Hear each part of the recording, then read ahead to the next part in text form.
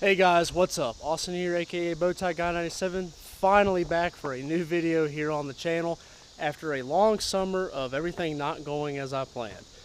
I know I said that I was going to be making a lot more videos in the summer, and I ended up doing a whole lot more work than I planned on it and doing some summer classes, and I did not have any time, I promise you.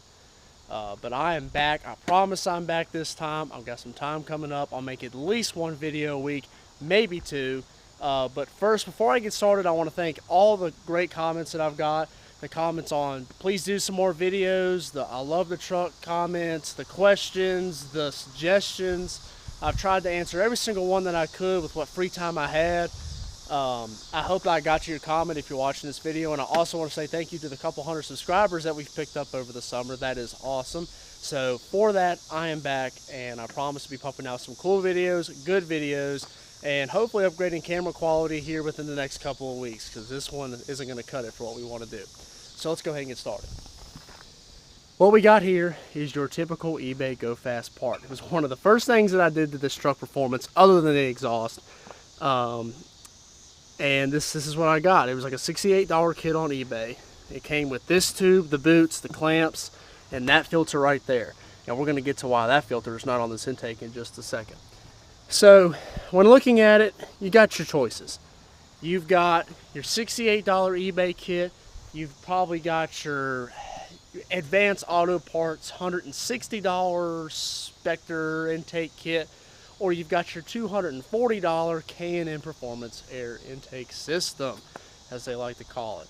Well, so while looking at it, looking up the difference. I mean, what's the difference between them? Well, so I buy a tube that goes on a rubber boot that hooks to my throttle body, and then I put a filter on the end of it with a heat shield. So I thought, how horrifically complicated can that get? I mean, is there anything you could do to it to make one better than the other? Well, I looked around and I talked to a couple people that had the K&N $250 kit. Well, they had a tube with rubber boots and a heat shield and a filter that hooked to the throttle body.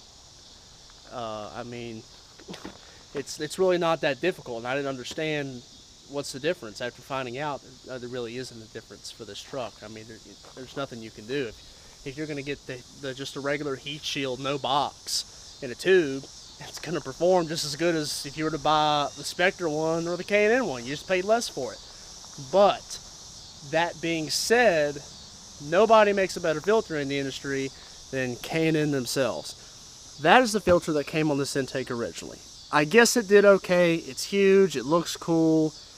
Make you think you're getting a bunch of power. Probably did. I mean, it made more power than the stock box.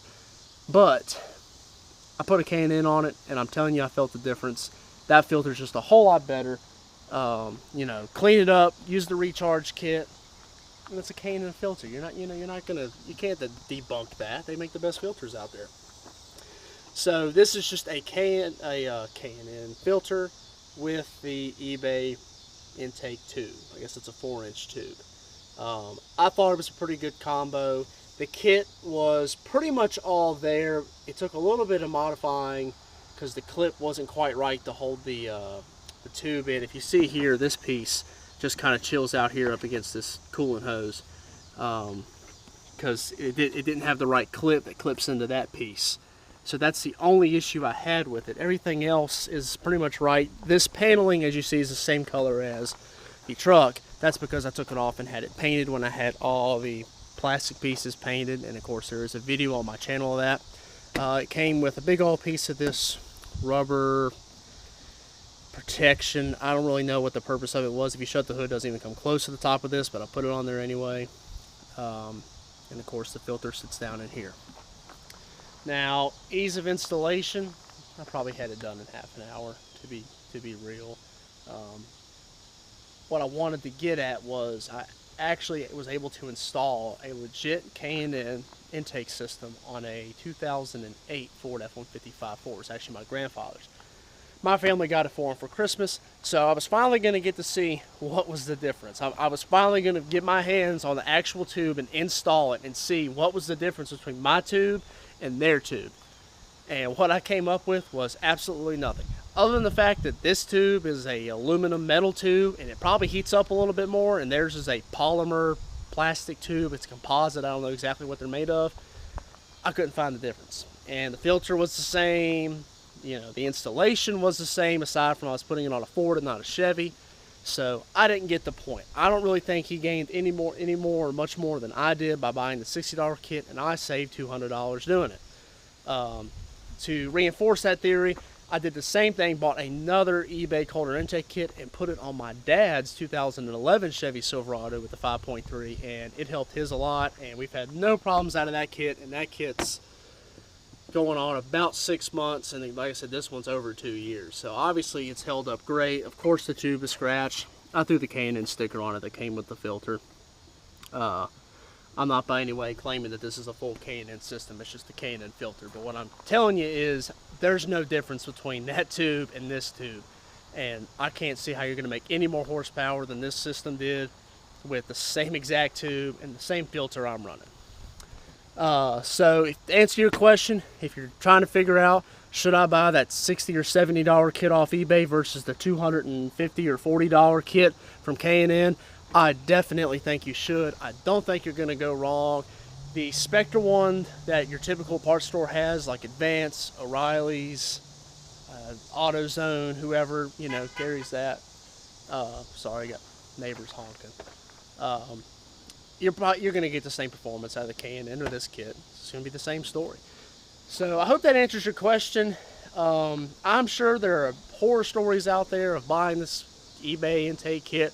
Maybe it didn't work on your car or your truck or whatever you put it on. Maybe you didn't feel any bit of power. Maybe it just messed something up.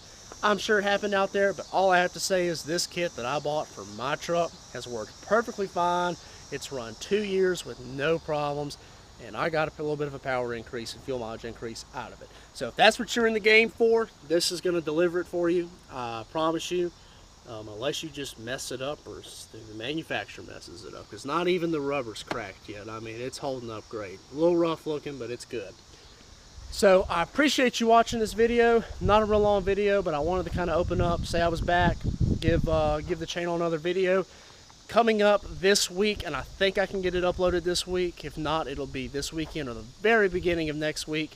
I'm going to be straight piping a 2003 Chevy Silverado with a 5.3 liter. Not this truck. This truck has got the Flowmaster 40. Don't plan on changing that for a little while, but stay tuned. You know, if you're watching this well after it's uploaded, you ought to go over and check it out, because I'm sure it's going to be up soon.